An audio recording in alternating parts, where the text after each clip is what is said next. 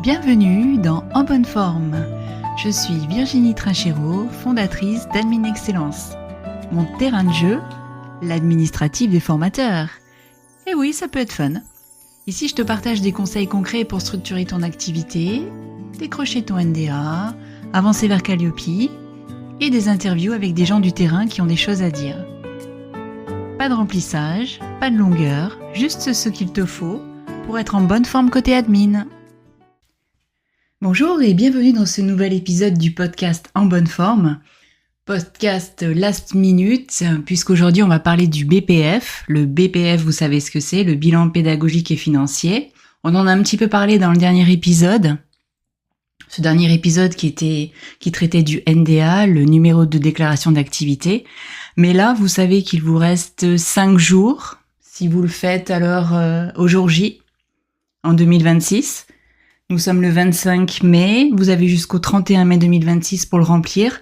Alors j'ai décidé de vous faire une petite capsule aujourd'hui pour vous donner quelques pièges à éviter et puis que ce soit beaucoup plus rapide pour vous. Allez, c'est parti.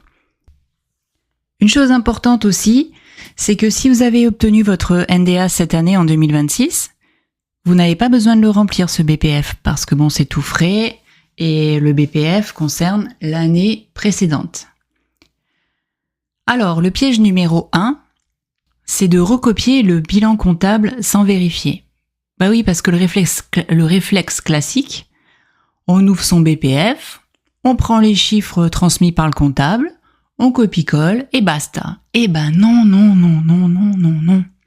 Ça, c'est une erreur. Le BPF a sa propre logique. Déjà, on est en 2026, vous prenez les chiffres de vos formations réalisées en 2025, du 1er janvier 2025 au 31 décembre 2025. Mais, si vous avez fait une formation en décembre, vous avez vendu votre formation en décembre, cette formation, elle a été dispensée en février de l'année suivante, en février 2026. Cette formation, vous la prendrez en compte dans votre BPF pour l'année 2026, ok ? Je répète, le BPF que vous saisissez cette année en 2026 prend les formations dispensées et réalisées toute l'année 2025. C'est très très important et ça c'est le piège numéro 1. Faites vraiment attention à ça. C'est bien l'année de réalisation pédagogique et pas l'année de facturation. Deuxième piège à éviter, c'est de mélanger les financeurs. Vous savez, dans le BPF, vous avez plusieurs cadres et vous en avez un où vous devez parler de vos financeurs. Sauf que dans le BPF, chaque source de financement a sa propre case. Vous avez par exemple animé une formation dans le cadre d'un CPF pour un salarié.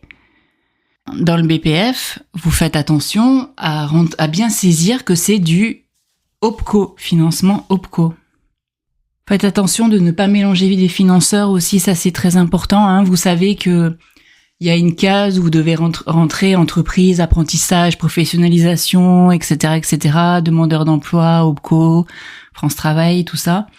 Saisissez bien à quoi correspond chaque formation.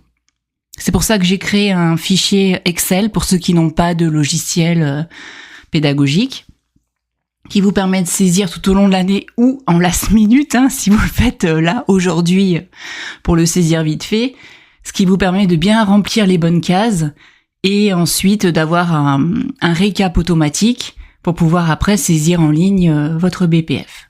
Donc attention, saisissez bien les bons financeurs. Le piège numéro 3, c'est d'oublier les heures des sous-traitants. Bah oui, par exemple, vous avez fait appel à un intervenant extérieur parce que vous n'avez pas le temps de faire cette formation ou voilà, vous êtes un OF et puis vous déléguez. Eh bien là, faites très attention, ces heures-là doivent bien être séparées dans votre BPF. Vous devez bien préciser que ces heures ont été sous-traitées. C'est votre responsabilité de déclarer toute activité réalisée sous votre NDA, même celle qui a été déléguée. C'est très très très important.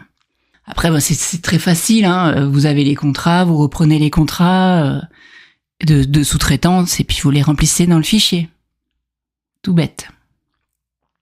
Vous additionnez, vous soulignez, tout ça. Ou alors vous avez un logiciel déjà tout prêt. Mais bon, sachez qu'il faut vraiment les prendre en compte. Alors, le piège numéro 4, celui-là, bon...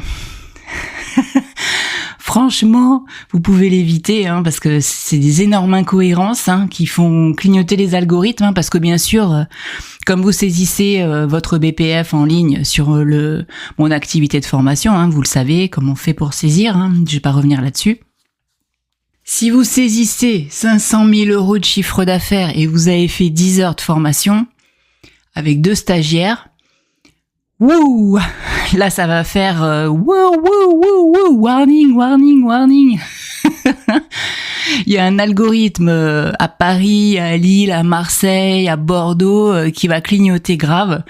Et là votre dossier, il va apparaître chez eux et vous risquez d'être contacté assez rapidement.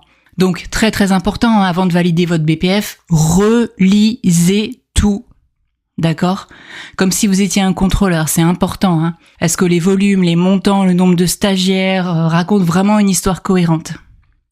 Parce que bon, après ça peut arriver de faire des erreurs, mais il faut vraiment se relire.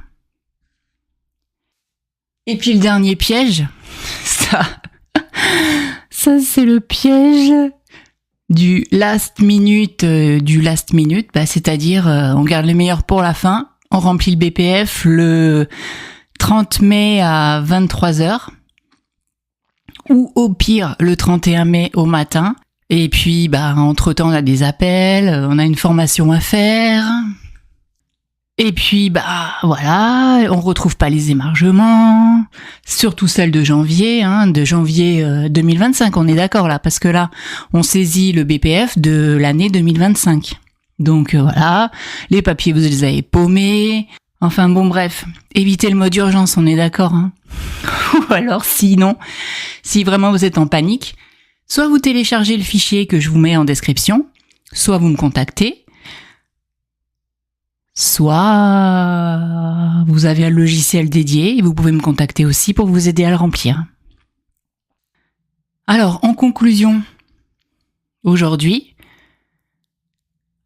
le BPF est lié à votre NDA. Ça, ne l'oubliez jamais. Surtout, pensez à le remplir. Et ne remplissez jamais un BPF à 0. Parce que dans ces 2 cas, ça vous supprime votre NDA. Ça, on l'a déjà vu dans le podcast numéro 1, mais c'est important de le rappeler. Un BPF nul ou un BPF pas rempli ou un BPF au pire avec une fraude, mais là, bon, c'est encore autre chose, eh bien, vous n'avez plus de NDA. Je vous souhaite bon courage. Si vous faites partie de ceux qui vont commencer à saisir ce BPF de l'année 2025 avec un volume énorme de formation.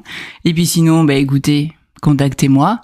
Et je vous souhaite bon courage et puis à très bientôt dans le prochain épisode de ce podcast en bonne forme. C'est tout pour aujourd'hui. Si vous écoutez ce podcast, c'est que l'administratif fait partie de votre quotidien, que ça vous plaise ou non. Je m'appelle Virginie Trinchero, je suis assistante administrative spécialisée pour les formateurs. Si vous avez des questions sur le NDA, sur Calliope ou juste pour y voir plus clair, mes coordonnées sont en description. À bientôt!